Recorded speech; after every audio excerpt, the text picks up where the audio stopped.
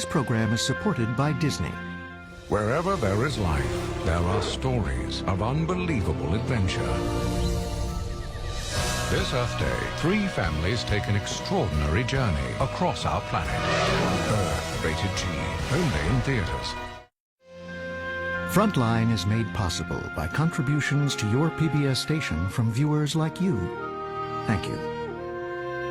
With major funding from the John D. and Catherine T. MacArthur Foundation, committed to building a more just, verdant, and peaceful world. And additional funding from the Park Foundation, committed to raising public awareness. Additional funding for this program is provided by the Nathan Cummings Foundation.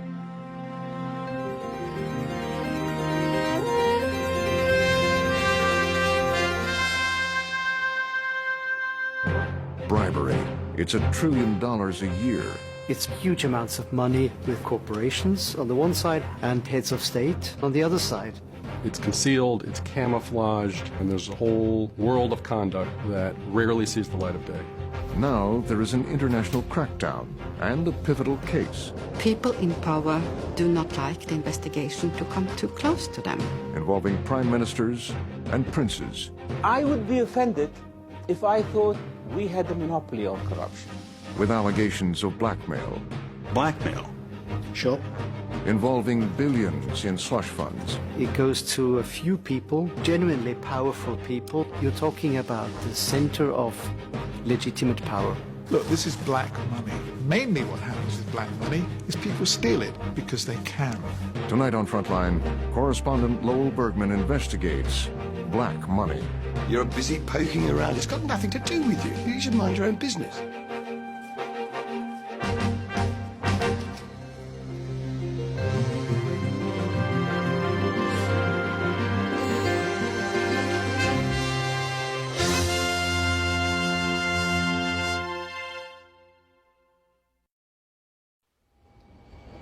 Bus 840, traffic's British now, head to your right and a left turn northbound. Clear to land, traffic, speed 2 jets departing. May 13th, 2008. Houston, Texas.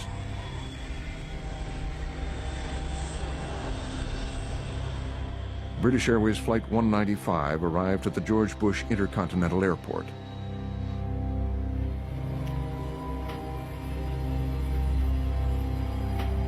The chief executive officer of BAE Systems made his way toward immigration.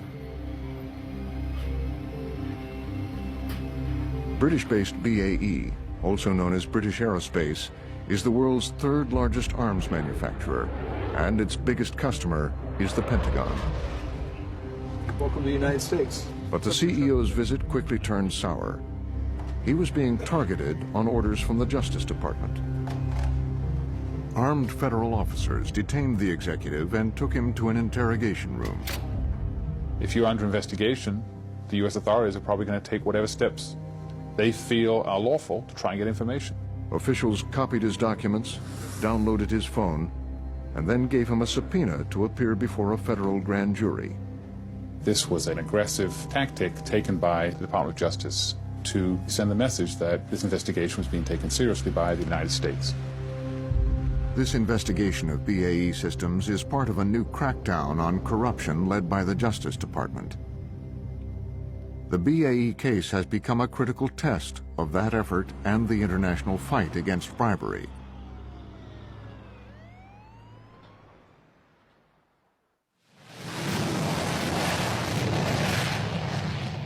This is a story that began over 20 years ago with what became an $80 billion international arms deal.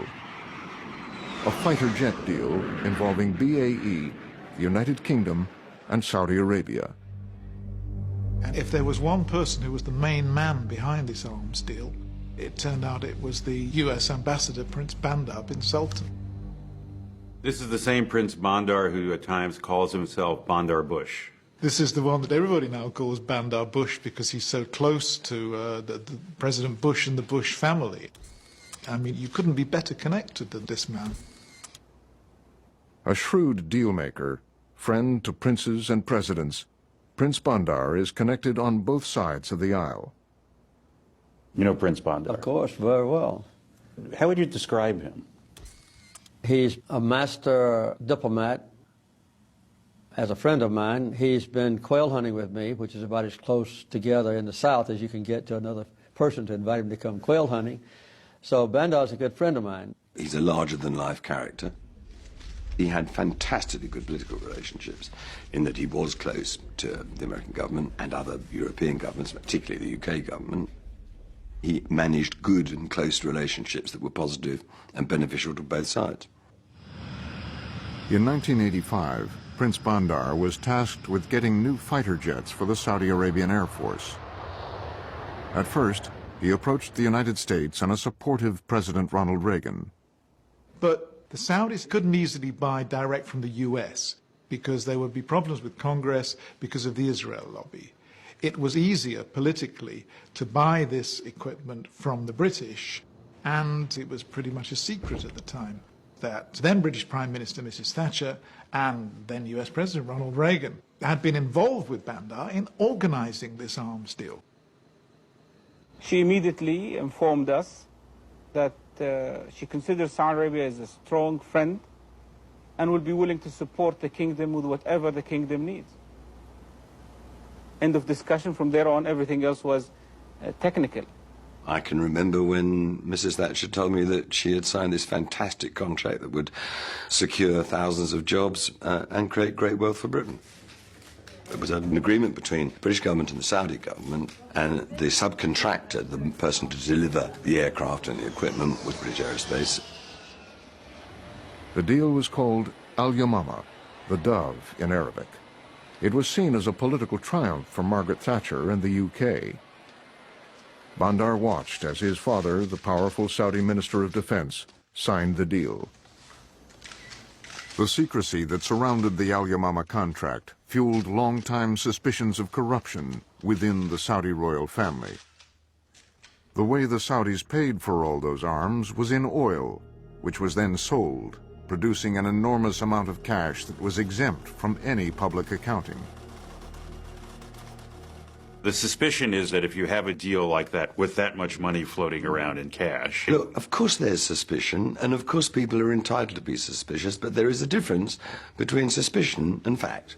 As far as I'm concerned, if the British government and the Saudi government reached a sovereign agreement over an arms contract that resulted in a tremendous number of jobs in Britain, a great deal of wealth creation in Britain, and enabled Saudi Arabians to defend themselves, I think that's a jolly good contract.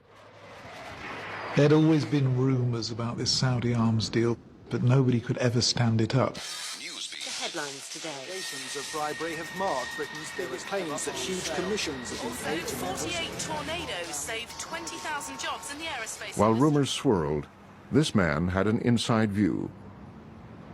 Peter Gardner was a high-end travel agent working in London when the deal was signed. One of his clients was Prince Bandar's cousin, the Saudi Prince Turki bin Nasser. He was the deputy commander of the Royal Saudi Air Force, in charge of administering the Al-Yamama contract. I could see the lifestyle of people improving vastly during this period. You mean Prince Turki Nasser? Yes, his lifestyle changed greatly. All of a sudden he had more jets or more mansions? Well, there was the long-term building taking place in Beverly Hills, and there were some very nice aircraft that were appearing, and there was a yacht. Money didn't seem to be tight anymore. Another thing changed as well. Gardner was told that from then on, all the bills for his services should be directed to BAE. I was required to be on call 24 hours a day, year-round. So if one of the Saudis turned to you and said, we want this or we want that, you had to call BAE for authorization? The authority had to come from BAE in each individual instance, whether it was a few pounds or £500,000.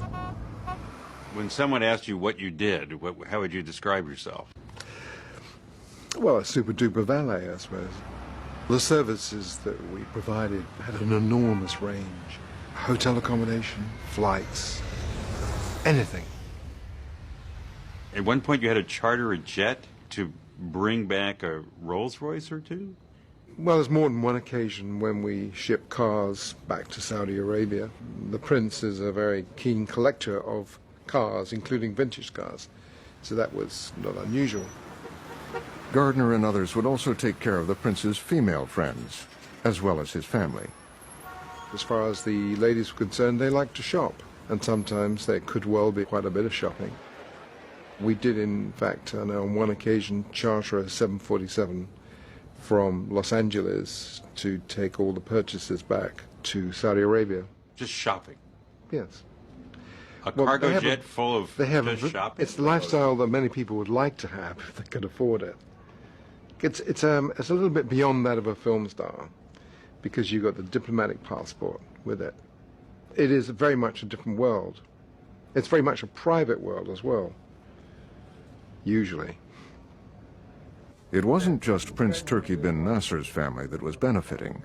When his son married the daughter of Prince Bandar bin Sultan, it was Gardner's travel agency that made the arrangements for their lavish 2-month round-the-world honeymoon. I went on in advance to set things up.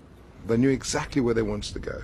They wanted to start in Singapore, and then from Singapore they went to Bali, and then afterwards they went to Hawaii. Who paid for Prince Bandar's daughter's honeymoon? It was paid by BAE. Did you ever ask, why is it set up this way? Why is BAE paying me and not the Saudi royal family? Well, I did raise the question with BAE, and BAE always made it very clear to us that this was a highly confidential government-to-government contract. A country-to-country contract. To provide travel services, honeymoons, Rolls-Royces, and so forth? Yeah. It's unusual. And I had never seen anything like it before, and I haven't seen anything like it since. It was unique. For decades, the United States was the only country in the world where it was illegal, where you could go to jail for bribing an official in another country to get business. That law emerged out of another era, with revelations of political corruption in the Watergate scandal. I made my mistakes. Well, I'm not a crook. During the Watergate hearings, it was revealed that major corporations made payments in cash to President Nixon's re-election campaign. Did you make a contribution to the president's re-election effort?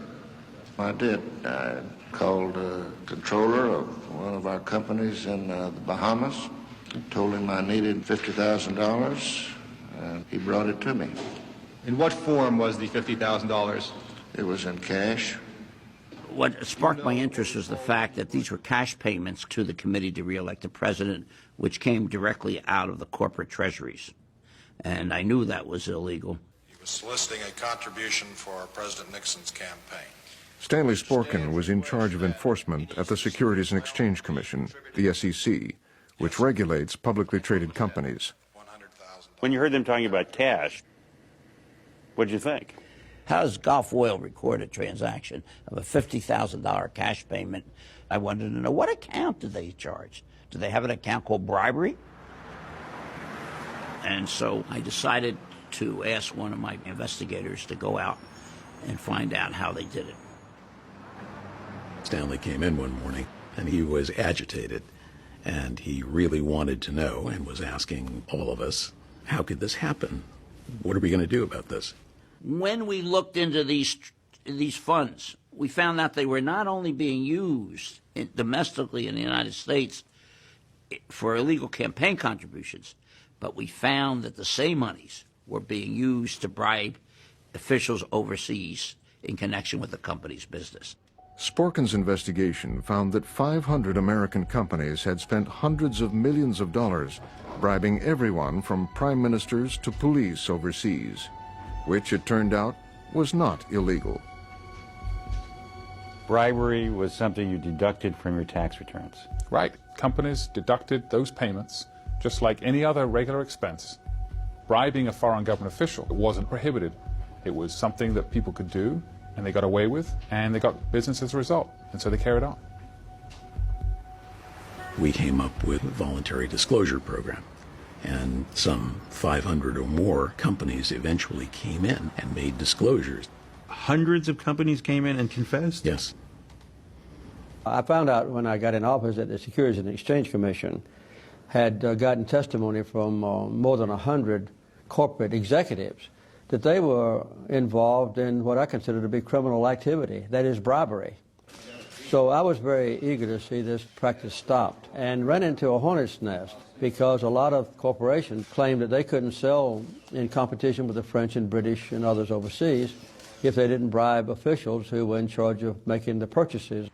Despite strong opposition from corporate America, in late 1977, Congress passed the Foreign Corrupt Practices Act, the FCPA, making it illegal for any company that uses the United States financial system to bribe to get business.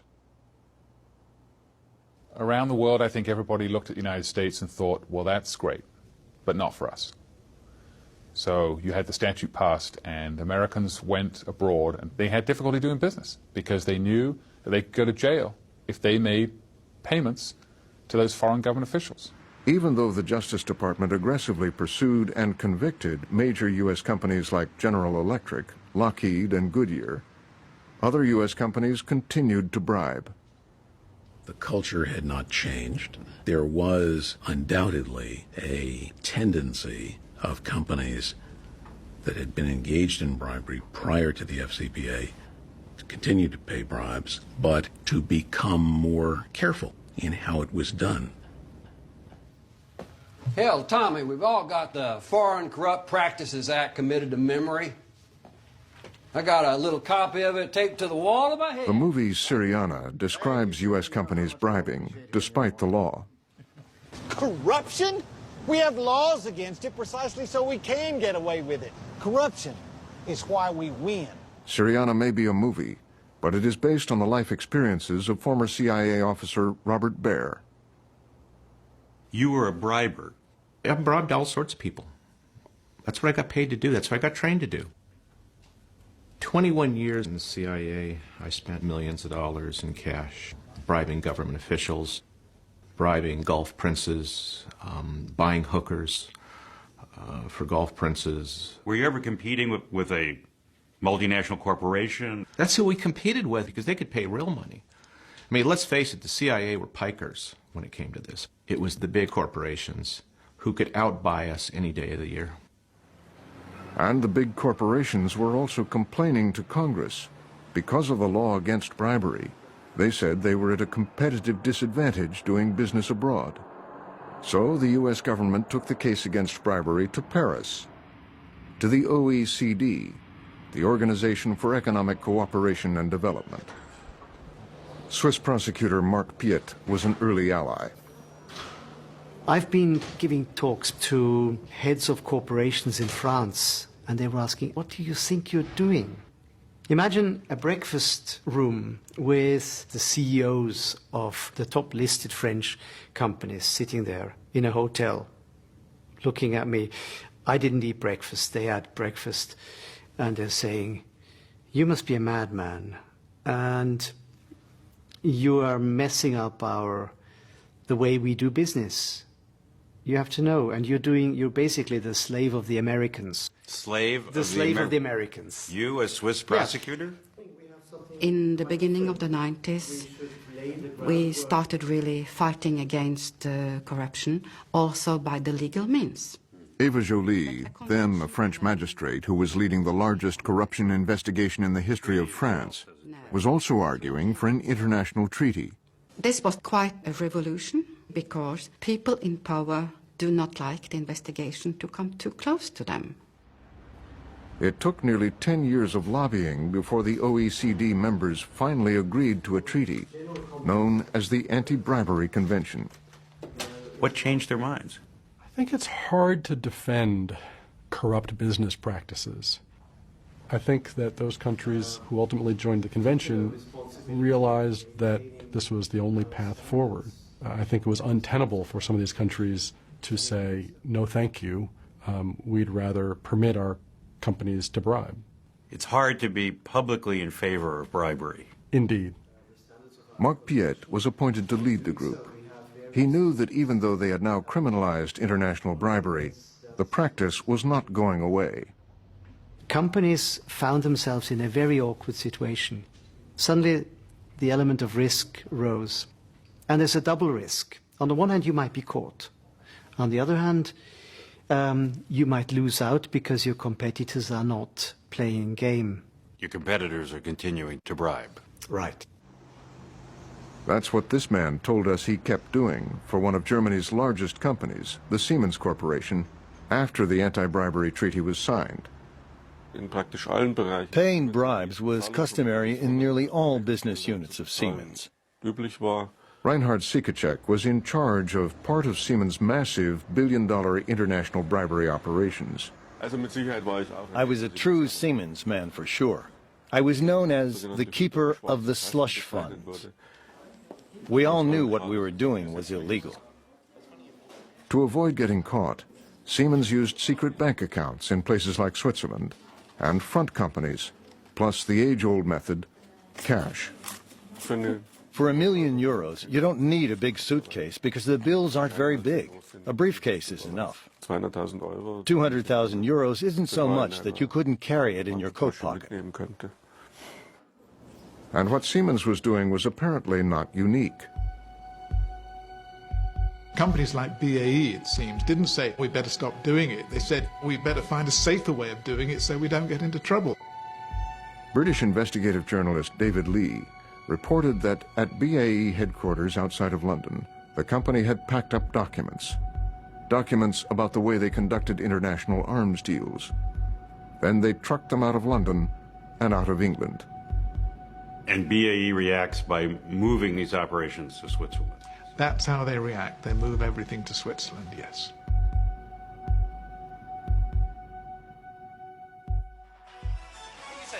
It's 6 o'clock on Thursday, the 14th. Tougher laws come into effect today, banning UK nationals from bribing foreign officials. After Britain signed that anti-bribery treaty, they enacted a new law. Economic cooperation and development. The change in the law drove Peter Gardner out of the shadows. Our lawyers told us, you cannot continue providing the services that you've been providing. You cannot do it. It would be illegal. You have to stop.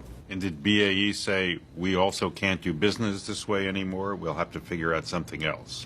They were well aware that things had to change. They knew they had a problem. Yes, this was mentioned on several occasions as a very substantial problem. Part of their problem was that reporter, David Lee of The Guardian, who had been investigating BAE. Well, you know, people call you up. The phone rings. They say, I know something about this story you were writing about. You try and evaluate the person, don't you? You see whether they're genuine, try and understand what their motives are. Peter Gardner became a confidential source for Lee. Why did you decide to come forward? Well, at some stage, the authorities, the Serious Fraud Office or the police or whatever, was going to come knocking on my door. And that meant I would lose total control over the circumstances and how to handle it. When it started, he was a scared person. He didn't want his name to come out, but he did have these documents. This is just an example, very typical. Peter Gardner had thousands of documents that backed up his story. The documents surprised me for two reasons. One, what they showed was astonishing amounts of money being thrown around in what appeared to be ludicrously extravagant ways. The other thing was that it's very rare to get documents about this kind of thing. Gardner showed Lee the receipts for millions of dollars in expenditures, and then these very simple invoices that the company had him submit each month. By the time the invoices went to BAE, they didn't tell the truth. They didn't say, you know, purchase of Rolls-Royce for Saudis or payment of flat for girlfriend for official in the Saudi Air Force. They were just one sheet of paper providing support and accommodation services. November, $100,000. The mountain of invoices would show that BAE paid a total of £60 million, around $100 million, to cover the expense account of Prince Turki bin Nasser. It was clear that BAE had a pretty big slush fund, out of which they were paying off the books, using this travel company as a cutout. It was obviously corrupt and corrupting. And so David Lee began to write front-page stories. Lifestyles of the rich and famous was basically the theme. BAE made very little response, and we were surprised because normally these global companies, they're pretty litigious, they're pretty aggressive. They would say, we deny all wrongdoing. Which is exactly what BAE's then chairman, Sir Richard Evans, said when he was asked about these charges while testifying to the British Parliament. I think that, business practices are being changed over a period of time. I mean, I can certainly assure you, that we, and I believe most companies, are not in the business of making payments, passing, as you suggest, large sums of money to employees of governments. It is just not the way, business is done. And they'd refuse to say anything else. The reason why BAE never said anything to us, we thought we were clever. We had exposed this slush fund. They were obviously sitting there thinking, well, thank goodness they don't know the real story, because all we had was a tiny little corner of what in the end proved to be an enormous worldwide network of secret cash payments amounting to literally billions of dollars that had gone on for years with the connivance of the British government. In the United Kingdom, the agency that investigates white-collar crime like bribery is called the Serious Fraud Office, the SFO. And that's where David Lee and Peter Gardner went next. The director of the SFO was Robert Wardle. Sort of unusual that a journalist comes in to talk to a prosecutor about what evidence. Well, he had his story at that stage, and he printed it. And having discussed it with him and seen what evidence he had, I took the view that there was sufficient to justify a suspicion that an offence may have taken place. And we began the process of requiring the company to provide us with information and documents. And the investigation began to grow, and it was proceeding reasonably smoothly, although it was a very difficult one. Prosecutor Helen Garlick supervised what would become the first investigation in the United Kingdom of overseas bribery. The allegation was improper expenses that appear to have been paid by British Aerospace through the medium of this small company run by Peter Gardner. As the prosecutors dug through thousands of BAE documents and bank records, they confirmed Peter Gardner's story. And that wasn't all.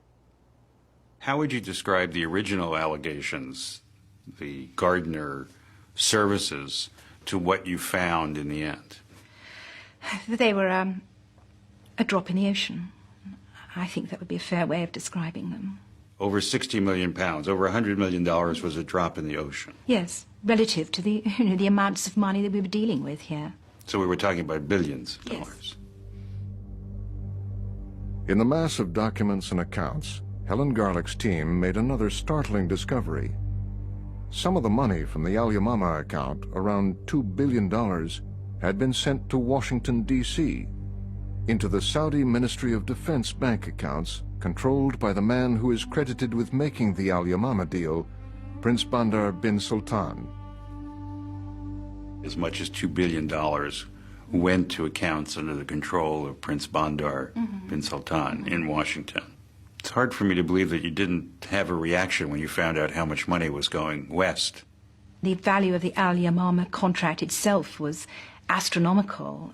It all becomes slightly relative when you're talking about such vast sums of money.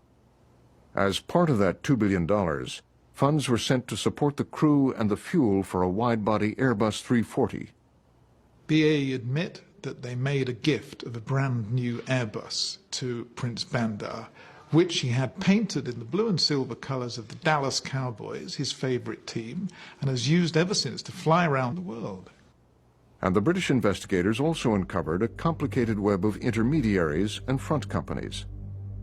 They also discovered there was a special separate offshore arrangement registered in the British Virgin Islands, which was paying billions of dollars to Swiss bank accounts.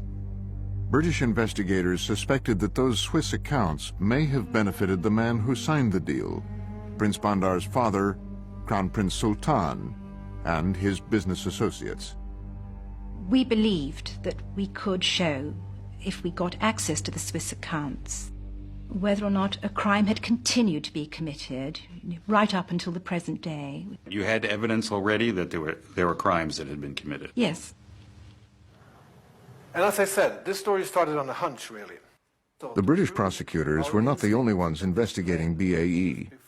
At a journalism conference, investigative reporters from Sweden, South Africa, the United Kingdom, and Romania gathered to talk about their reporting on BAE's international arms deals beyond the Al Yamama contract. They were operating an entire network of secret payments to middlemen and politicians and ruling regimes all around the world to cement arms deals. These journalists discovered evidence of what appeared to be bribery by BAE in places like the Czech Republic. They go to a country like the Czech Republic, they find out what politicians need to be paid and how much, and they don't just offer it to the government in place right now. They offer it across the whole political spectrum. And they found evidence of payments in Romania, in Tanzania, and in South Africa, where BAE sold $2 billion of weaponry to the fledgling ANC government. In the case of South Africa, you have a country that comes out of something like apartheid, and the West hits them with an arms deal, with arms that they don't need, that they bribe this newly democratic government to buy. Has any recipient of an alleged bribe gone to jail? Not a single one. And in Romania? Nothing happened. In South Africa, has anyone been punished or jailed due to this BAE case? Not the BAE deal. In Sweden, has anything happened? No. The headlines this morning: the investigation into Saudi arms deals by the serious political pressure. Here in London, BAE was secretly pressuring the British government, sending letters complaining about the Al Yamama investigation. From quite an early stage, the company made representations that what we were doing was highly injurious to British economic interests, British jobs, to the future of the contract itself. The pressure escalated to a new level after Helen Garlick's team requested information from the Swiss about those bank accounts. We were told that the Saudis were making very serious objections, particularly to our following up the money in Switzerland. What the prosecutors did not yet know was that there had been a visit here to 10 Downing Street, to Prime Minister Tony Blair's office, by Prince Bandar. With London still on edge after terrorist attacks a year earlier, Prince Bandar delivered a disturbing message. Tony Blair's chief of staff told Frontline that Prince Bandar brought a letter from his father, Crown Prince Sultan, threatening to cut off cooperation on terrorism if the investigations of Al Yamama continued. Well, I received a call saying there were concerns. It was plain that it was serious. Saudi Arabia regarded this as a breach of their privacy, breach of the privacy of the royal family, if you like. At first, Robert Wardle and his staff resisted. And then the Blair government lined up everyone, from the British ambassador to Saudi Arabia to Wardle's boss, Britain's Attorney General, to get him to drop the investigation. The expression was, this is going to be people dead on the streets.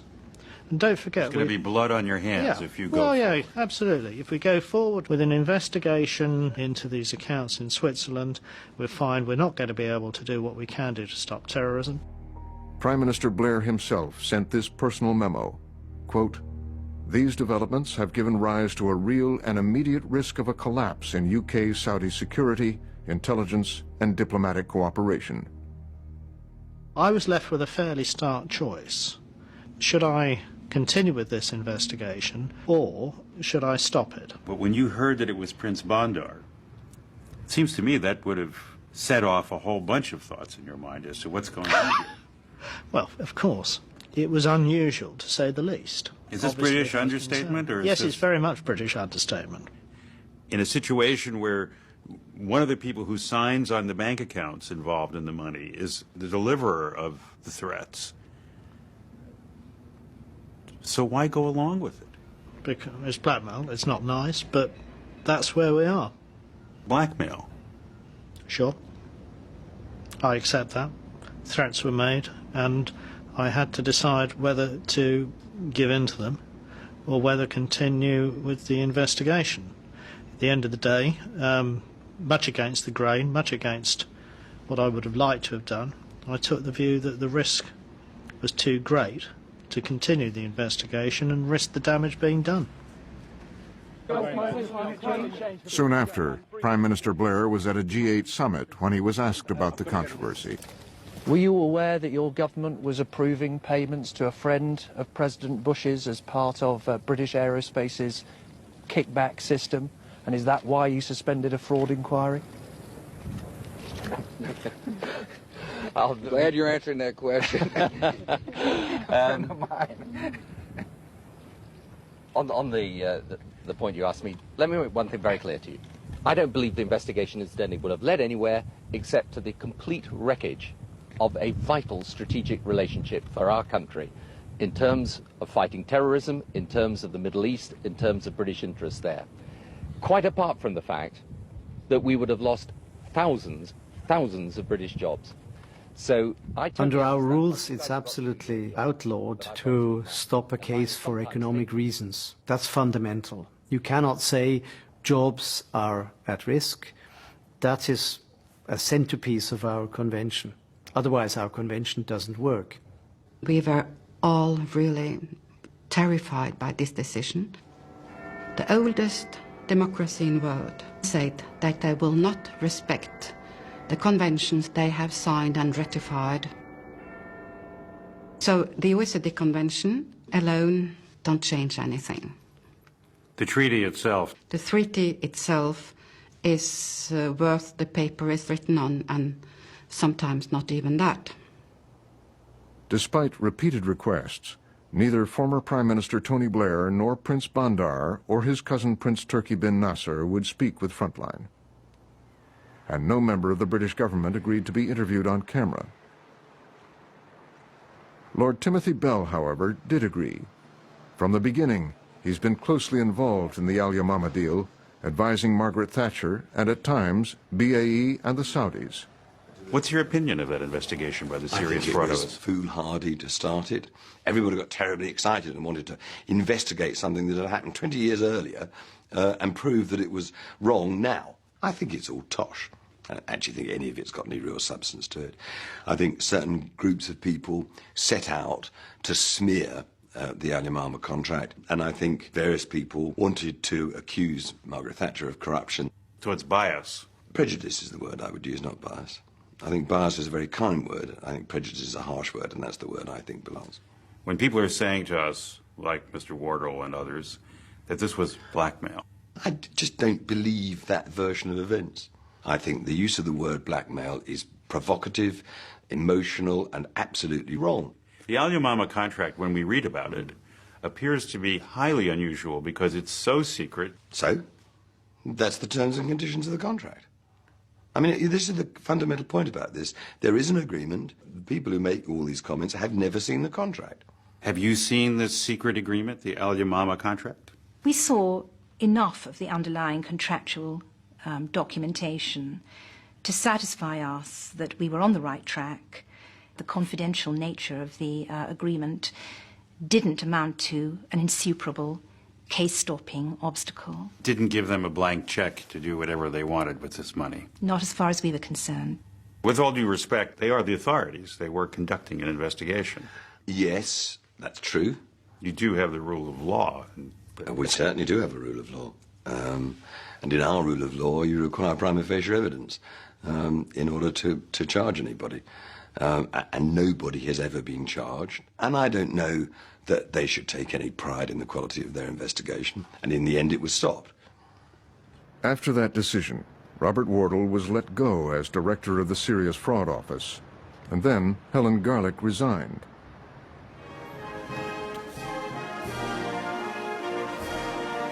With the investigation of the Al Yamama deal out of the way, late in 2007, the King of Saudi Arabia made an official visit to the Queen of England. There were assurances of cooperation between the countries. We also continue to work together against the terrorists who threaten the way of life of our citizens in both countries. Prince Bandar and his father, Crown Prince Sultan, came along for meetings where they concluded a new arms contract with BAE, the successor to Al Yamama, worth at least $20 billion.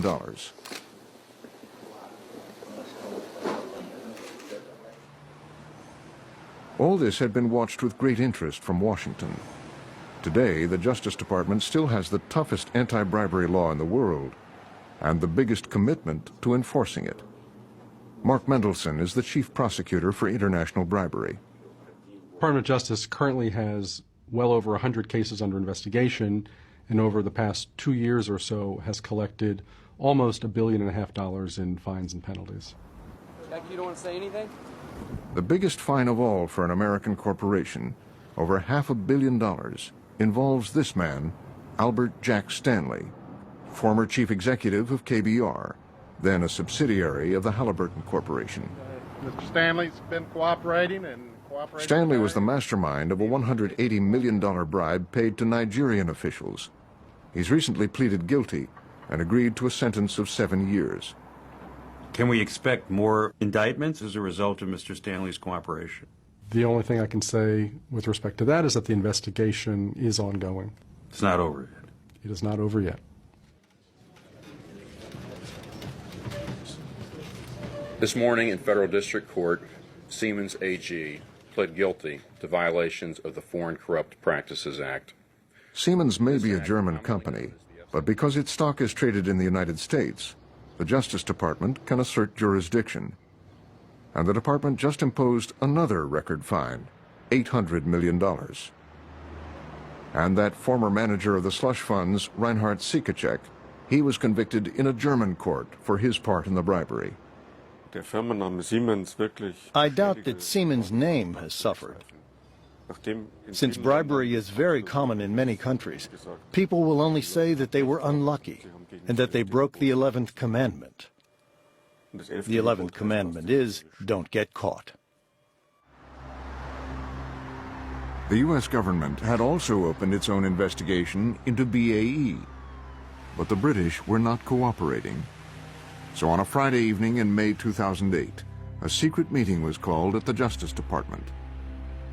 U.S. prosecutors decided to launch an unusual operation.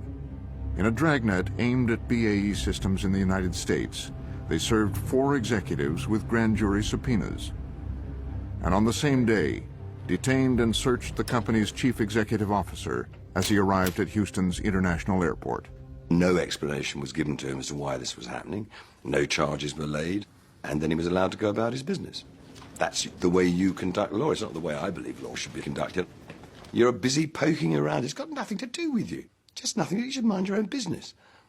What are we doing prosecuting and investigating foreign companies? If a company conducts business in the U.S. or takes some step in furtherance of a bribery scheme within the U.S., that is the business of the United States. And those are cases that we're going to investigate and prosecute. Mendelson would not comment on the U.S. investigation of BAE, but Frontline has learned that the investigation includes BAE's worldwide arms sales network, as well as the Al Yamama deal. And the Justice Department has secretly spirited at least one witness into the United States with documents. Have they contacted you? Yes. Are you cooperating? Yes. So you traveled to the United States? I traveled to the United States, yeah. And, you know, it's an ongoing investigation and I'm a witness, so obviously there's not a lot I can say about it at the moment. U.S. authorities are interested in those documents, showing how BAE paid for the lavish lifestyle of the Saudi prince. A good part of that money was spent in the United States, and that's one reason the U.S. has jurisdiction. And then there's that $2 billion that was transferred to bank accounts controlled by Prince Bandar in Washington. We conducted a very comprehensive review and investigation of those accounts. Former FBI Supervisor Dennis Lormel examined those accounts as part of a larger investigation in the wake of 9/11. FBI agents had then found an unusual pattern of activity. There was so much interaction among the accounts, the manner in which they were taking cash out and then paying cash, it seemed questionable. It would seem like activities that I would see in money laundering or other types of investigations. The pattern of activity you identified was kind of a mixture of the personal, if you will, and the professional? Yeah, it appeared that there were both legitimate Saudi transactions, embassy-related transactions through those accounts, and it appeared that there was a degree of personal activity being carried on through those accounts. According to these suspicious activity reports, there were transactions that appear to be personal, For example, payments to an architect in Saudi Arabia for work on a new palace for Prince Bandar, totaling $17 million. That's something you don't see in the normal course of business. An individual moving $17 million from an account, like a business account, to what appears to be personal. The $17 million for his residence, quote unquote, was not his residence. It's a government-owned property in the Kingdom of Saudi Arabia, which they make available to senior members of the royal family to live. After repeated requests, the former director of the FBI, Louis Freeh, who now represents Prince Bandar, finally agreed to an interview. Allegations that my client received $2 billion, Lowell, $2 billion in bribes, and two received for free as a bribe an Airbus 340. Those allegations are totally false. In U.S. government documents, the Al Yamama contract is described as off the books of the regular budget of the Saudi Ministry of Defense. Is that correct? It's an off-balance border deal, oils for plane. But it was a pile of money, if you will, large amounts of money, that didn't go through the regular budgetary process of the government of Saudi Arabia. That's correct. Freeh has an explanation for the $2 billion that was sent to Washington. Look at it this way, Lowell. This was a treaty that was set up to ensure maximum flexibility for the purchase of arms. If the Ministry of Defense and Aviation wanted to purchase U.S. arms could be purchased through BAE and the UK ministry in a way that did not deal with the objection of the U.S. Congress to the selling of American equipment to the Saudis. So proceeds from the oil could be used under this contract to purchase arms from other countries, including the United States. Following this interview, Frontline asked Louis Freeh for a specific example of an arms deal with the U.S. paid for from the $2 billion. He did not provide one. Freeh had responded to our questions about that Airbus 340. Can't you even see that as an indication that there's something funny going on here? No, absolutely not. Absolutely not. The plane was assigned to him. It was owned by the Royal Saudi Air Force, operated by them principally for my client because he traveled the most, and was never a gift or a bribe to my client. Do you know of any other military aircraft that's painted in the colors of the Dallas Cowboys? Don't know of any. Sound like a private plane? No, it doesn't sound like a private plane. But when is something a government expenditure, and when is something a personal expenditure when it's a prince like Bandar in the Saudi government? Let's look at it from their perspective. If His Majesty, the King of Saudi Arabia, and the Minister of Defense, who's his father, and the Minister of Oil, and the Minister of Finance, if they all agree and are aware of what's being expended by whom, how they dispersed it, or how they distributed it, including dividing what was personal or not personal, is really none of the business of the United States. What happens when the government says, oh, well, we knew about that payment. We approved it. Do you still have a case? Under U.S. law, it's absolutely irrelevant whether a foreign government acknowledges awareness that one of its officials was being corrupted, or even endorses or approves of the corruption. So long as the bribe payment is for a corrupt purpose and goes to personally benefit the foreign official, we can and will bring a prosecution. But under U.S. law, Prince Bandar and the Saudis cannot be charged if they received a bribe.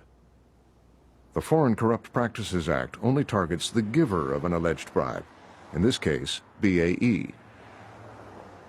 BAE refused repeated requests for an interview, finally sending us this statement, quote, BAE Systems' view is that the interests of the company are best served by allowing these investigations to run their course.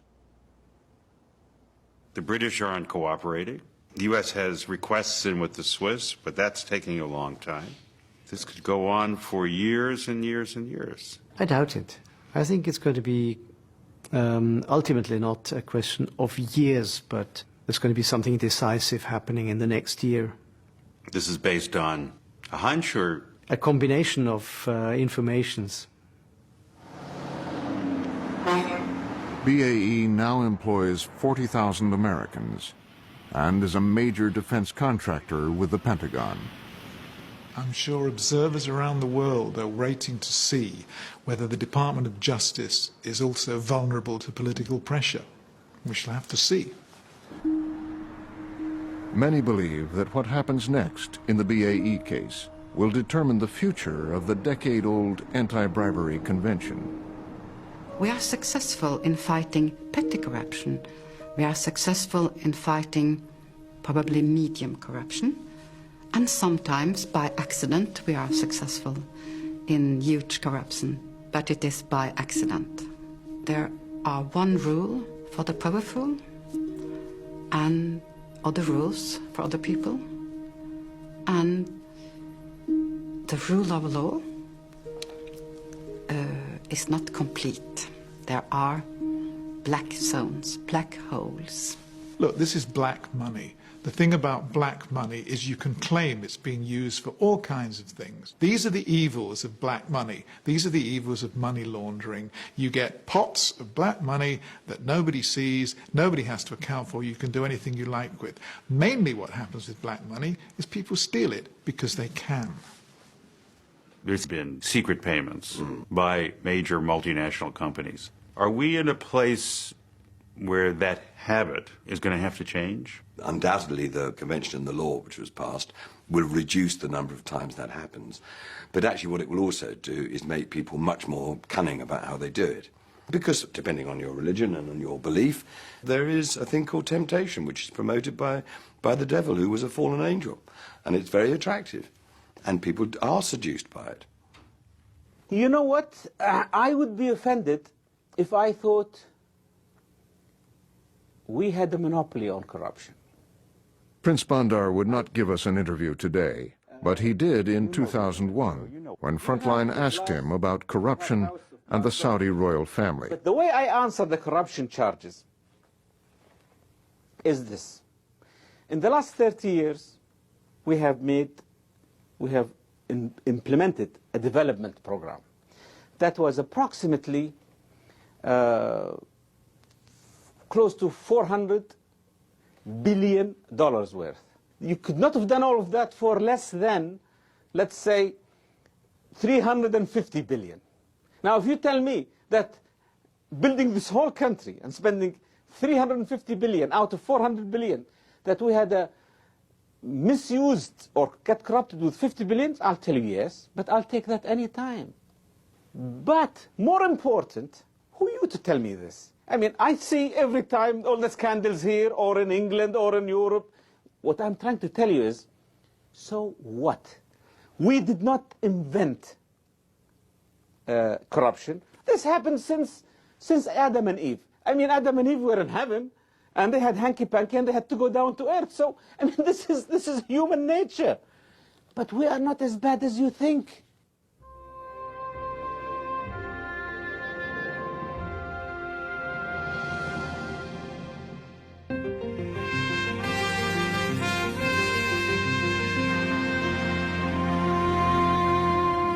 This report continues on Frontline's website.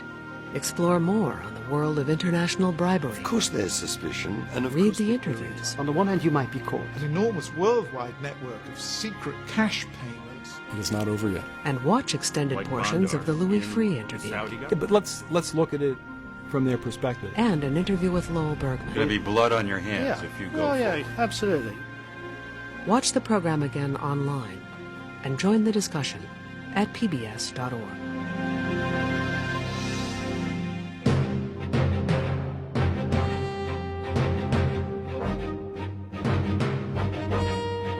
Next time on Frontline World.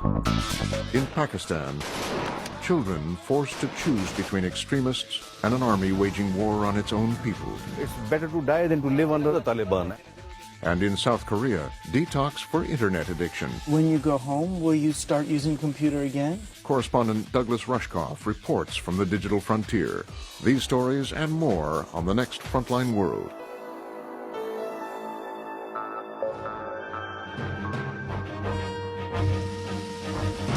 Frontline's Black Money is available on DVD. To order online, visit shoppbs.org or call 1-800-PLAY-PBS.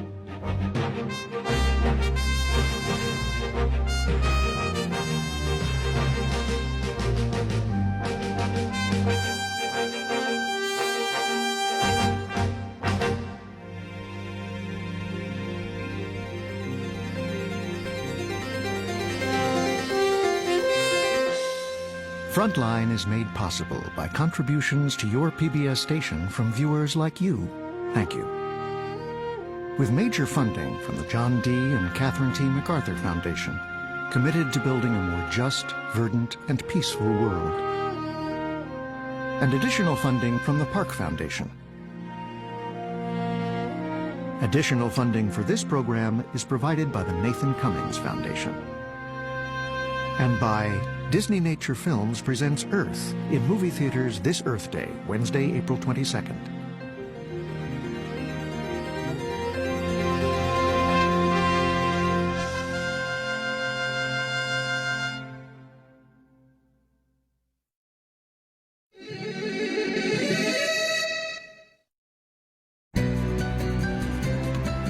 This is PBS.